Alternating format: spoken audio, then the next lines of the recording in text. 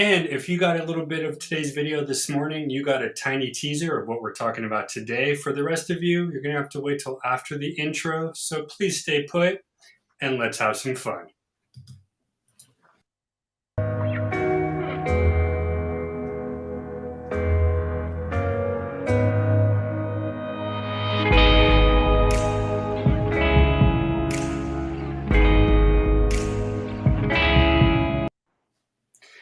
You know what, guys? Clutter sucks, doesn't it?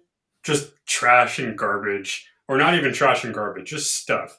And no, don't say anything about my back. I got stuff there that's important. I know it looks Good stuff. cluttered, but You it's got not. good stuff back there. Good It's stuff. good stuff back here. So clutter sucks. Now, what is clutter? Well, Merriam-Webster Dictionary defines it as to fill or cover with scattered or disordered things that impede movement or reduce effectiveness.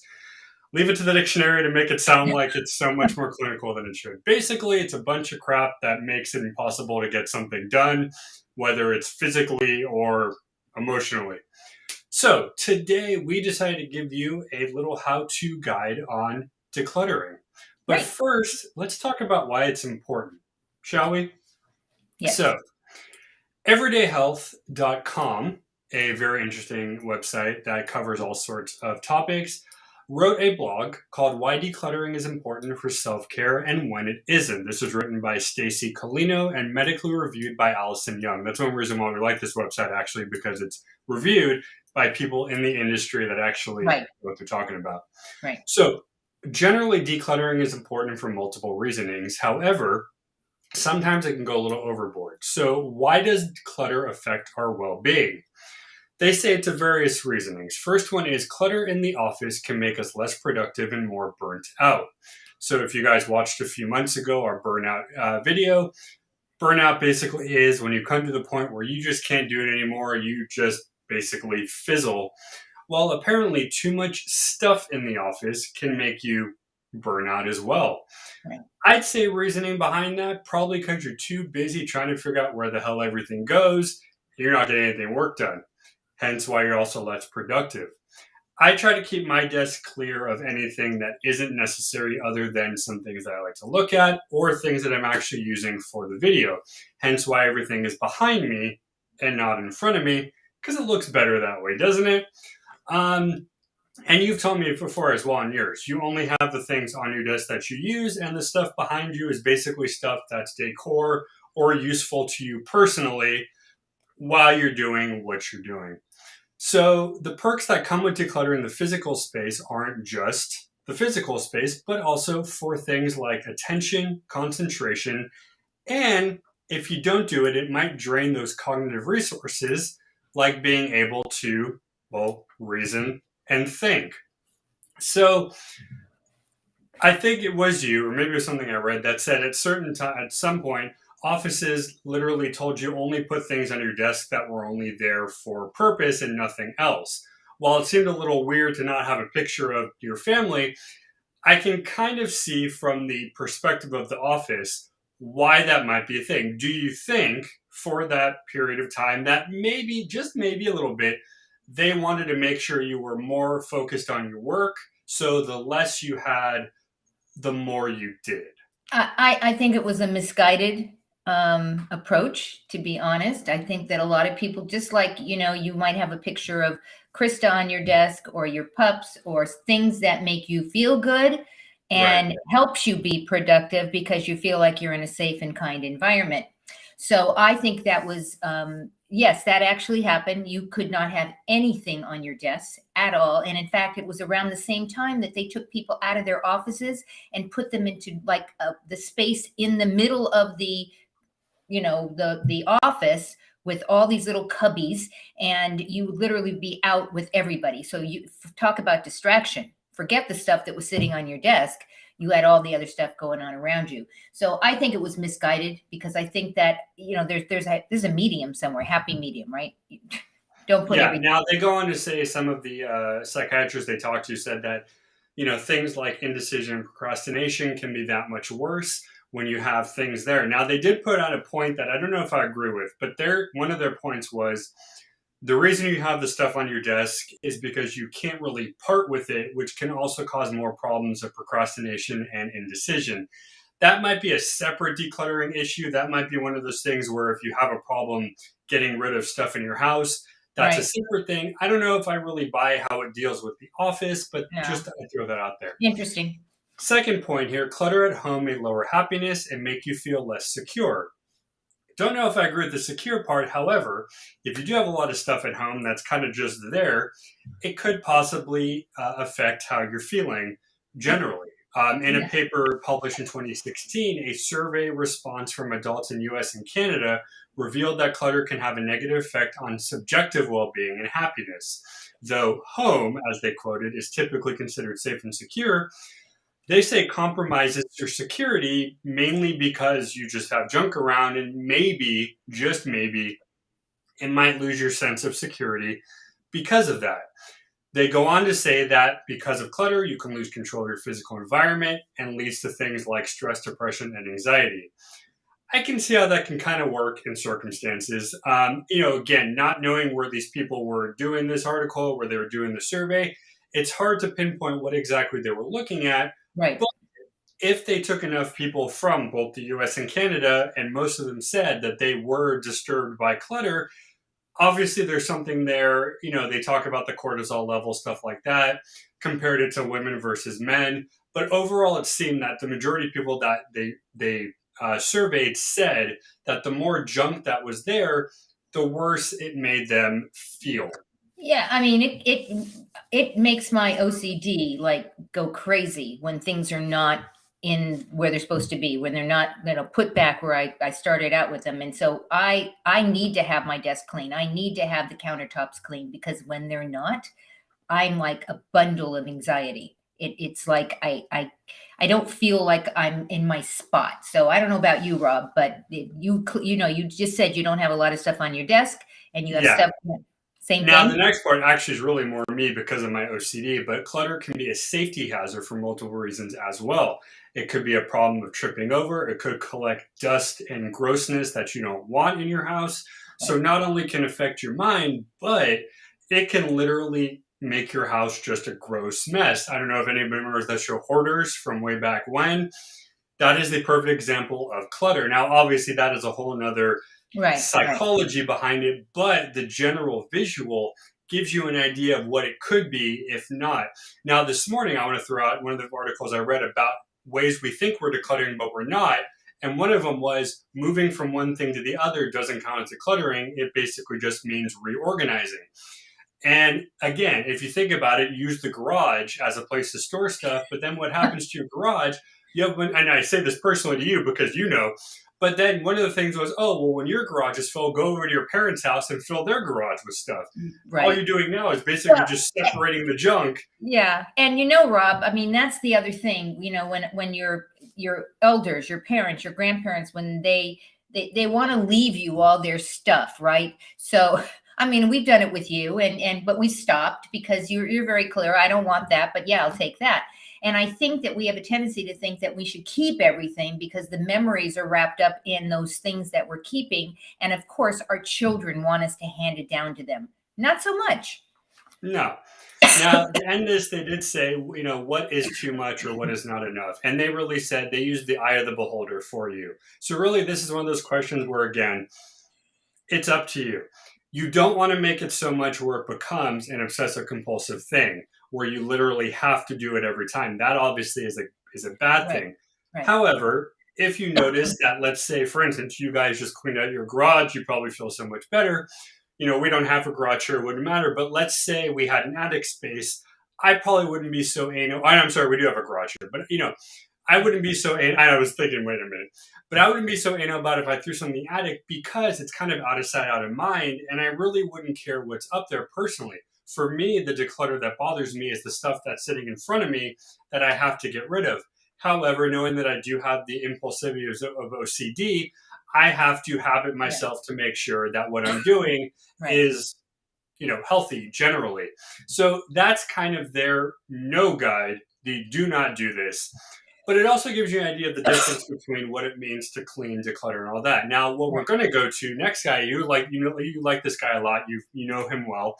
Mr. Joshua Becker wrote a great blog on his website, becomingminimalist.com. And he wrote 10 creative decluttering tips, aka how to declutter your home. So let's see what he says and what we think of. Now, before we go into it, he wrote down there are reasons to make you feel better. Why? First off, less to clean. Woohoo! Less to clutter, less cleaning, guys. Isn't that great? Nobody wants to spend time cleaning. Nobody wants to spend time doing any of that. So why not declutter beforehand? Sorry, guys. And clean afterwards. Also, less to organize. Yay! Also great. Less things to have to put away, less things you have to make disappear. Less stress. As he says, the nausea inducing sight of your home becoming cluttered can cause you stress. Less debt. You're not busy spending more money because you can't find the things that you probably shouldn't have lost to begin with. So there you go. You just saved some money, which leads to more financial freedom and more energy for other things. So, what are his 10 creative tips? Number one, start with 5 minutes. I say this all the time. Whew, excuse me, I get very excited here. Whatever it is you're going to do it for a few. Don't take so much time and just do it for a couple minutes. Right. Number two, give one item away each day. That's crazy. That's 365 items. This, I guess, it kind of works in your own personal, what you're going to do. You might not have something to give away, but give something to maybe Goodwill. Give something to a friend. Give something to your parents. Whatever you want. Give something away. By the end of the year, you're going to have 365 less things. Or if you want to double it, 730 items, which I'm glad he did the math because I would not be able to do that. Number three, fill an entire trash bag. As I just mentioned, you can go to places like Goodwill, fill that trash bag or reusable bag or your car with stuff. The more you get rid of in one sitting, the less you're going to have to do the next time around. Right? It's a good deduction too. If you donate your stuff, you will get a tax deduction as well. So there's a benefit for that. There you go. There you go. Donate your clothes. This is number 4.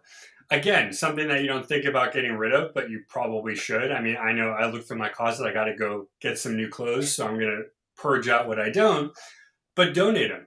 Anybody can use them. Most people, places from Goodwill, they will gladly take them off your hands. And again, like she just said, more deductions for you. Number 5, create a decluttering checklist. Pick what you got to do. Maybe do kitchen drawers. For us, maybe game room, bathroom. Right. I don't know, whatever it is. Make your checklist and pick the things off that you want. Number 6, I don't know if you've heard of this one, the 12-12-12. Locate 12 items to throw away, 12 to donate, and 12 to be returned to where they were supposed to be to begin with before they started getting cluttered. So, first 2 are probably easy. 12 things you can throw away. Newspaper stuff. Mail you don't need, whatever. 12 things to donate. Again, clothing, pet stuff, dishes, whatever it is. And then 12 things to bring back to where they go. Only problem with that one is if you can't remember where they went, you're going to be screwed because you're going to be like, where was this to begin with? Where was In that case, just make a drawer, maybe label it and be like, scissors and pens only. And there you go. I don't know. That was a joke. Next on his list, view your home as a first-time visitor. Would you want somebody to come in and go, what the hell? Okay. But no, it's actually a great way to look at it. Look at your house as if you've never seen it before and write down your first impression. If you look at that impression and it's not such a happy thing, it's probably time to declutter. I do that. Sometimes I'll move something in the room or put something, and then I'll walk out and close my eyes and then walk into the room to see if I like what I did. So I think it's kind of the similar thing with fresh eyes, right? New eyes. Look at it with new eyes. Exactly. This one's pretty funny. Take a before and after photo of your room. I think you said you did that once, but take a picture of what it looks like before with all the junk, and then take a picture afterwards. Maybe put it on the wall. I don't know. But it's actually pretty funny because I've seen pictures of this on the internet, and it's like it's the before and it's the after. And it's crazy how different it looks. Even if you're just doing one room in your house, that one room looks so much different from the hour that you took to do. So Right. take it before and after. Maybe use it as your, like, don't do this It's again your thing. motivation. It's your It's your motivation. motivation there. Next one, get help from a friend, family member, or if you live with somebody, with them as well. Make it a family affair. Sometimes it's hard to do yourself for multiple reasons, but if you have somebody there doing it with you, it'll probably take half the time. You got Right. some extra motivation, and Right. they might be able, because they know you, of what really to get rid of and what to keep, because they probably will know you better than you know as Right. you're doing it. Right. The last one on his list is the 4-box method. This is kind of like the 12-12-12. One box labeled trash, one box labeled giveaway, one box is keep, and one is relocate, which is kind of funny because in the other video, relocating is not what you want to do, but I guess in this case.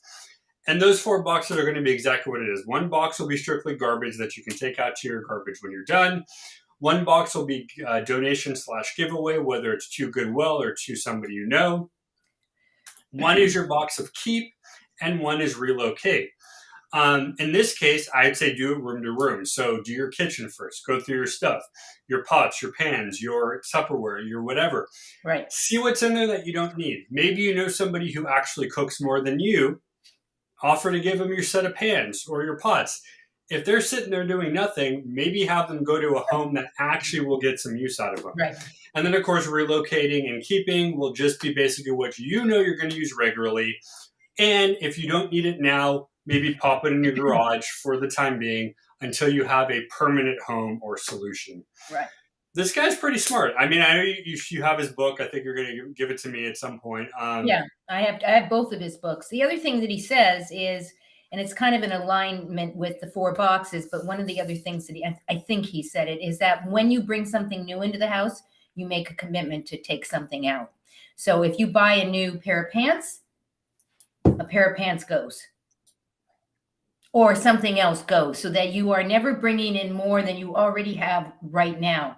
I've tried that, and for the most part, it works because I'm not a big shopper anymore. I used to shop a lot, so I'm happy to get rid of some of the clothing as well. It's very cathartic. I don't know about you, Rob. I know that you guys, I do know what you guys do. You like to declutter, and you have your checklist, and you go around and you do room at a time, and it makes you feel good, right?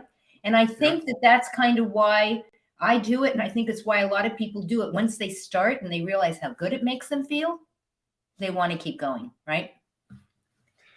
And I mean, it feels good when you get the new clothes in, you put the old clothes out. It works for pet stuff too. When you need to get a new leash or collar, you get rid of their stuff. Sometimes it gets so worn out, you can't get rid of it. You got to trash it. Or let's say your dog grows, but you have the puppy collar and you know somebody with a new dog, give it to them. Well, collar will fit almost any size, critter. So just think little things like that. If there's things that you know that somebody might need to use, ask her. If they don't need it, great, just toss it. Yeah, or you can do a garage sale. I mean, there's a lot of things that you can do, like even a community garage sale. Here where we live, twice a year, they let you know that they're going to do a community-wide, all 5,000 houses. If they want to do, you can come down to this place in our community and bring your stuff that you want to sell at the garage sale. So it means lots of different ways to go through your stuff, and there's lots of different ways to minimize and to declutter. There's lots of people out there that are doing a lot of good stuff. Obviously, Joshua Becker is one. I'm a huge fan of his. One of his books, Robin, this is one I'm going to give you, is The More of Less. The less you have, the better and the more you feel, right? And so I think that it's a great concept. Let us know what you're thinking, guys. How do you declutter in your house? What do you do in your house? Do you declutter or do you not declutter? Or you count on your kids to clean up the house? Probably not. We probably don't do that. Don't do that. Not at all. Any last thoughts, Rob, before we say goodbye? I would just say good practice, make habit. And I actually want to read off our quote of the week, even though it's just kind of a general quote. But Abraham Lincoln said, "Whatever you are, be a good one." In this case, be a good declutterer. Go for it. There you go. See you soon, everyone. Bye-bye.